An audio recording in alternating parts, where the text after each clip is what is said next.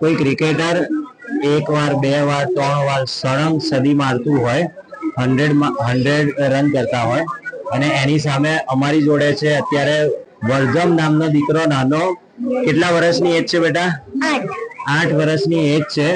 એને આ વખતે 7મા સ્ટાન્ડર્ડની એક્ઝામ આપી છે, અને આ દીકરાએ સળંગ 3જું ધોરણ, 4થું ધોરણ, 5મું ધોરણ, 6થું ધોરણ ને 7મું, એટલે આ સળંગ 5મી વાર એને સદી મારી છે. 100 માંથી 100 માર્ક.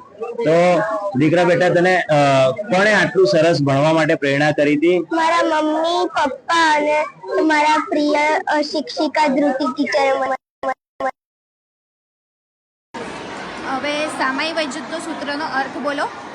સામાયિક પ્રતિઓ જીવનું મન જ્યાં સુધી નિયમથી સંયુક્ત હોય ત્યાં સુધી જેટલી વાર સામાયિક કરે તેટલી વાર અશુભ કર્મને છેદે છે. સામાયિક કરતી વખતે શ્રાવક સાધુ સમાન હોય તે કારણથી તત્વના જાણકાર બહુવાર સામાયિક કરે. તને આ બધું જ ભણવું ગમે છે? તું 100 માંથી 100 માર્ક લાવવા માટે તે કેટલી મહેનત કરી હતી? એવરીડે કેટલું ભણતો હતો? એવરીડે મમ્મીએ છે ને ધાર્મિક ટાઈમ ગોઠવ્યો છે. જો એ કરો ને તો ટીવી મળે એટલે હું ધાર્મિક ભણું છું. એની મમ્મીને આપણે સલામ આપીએ કે જો અમુક કલાક સુધી એ ધાર્મિક ભણે તો જ એને ટીવી જોવા મળે.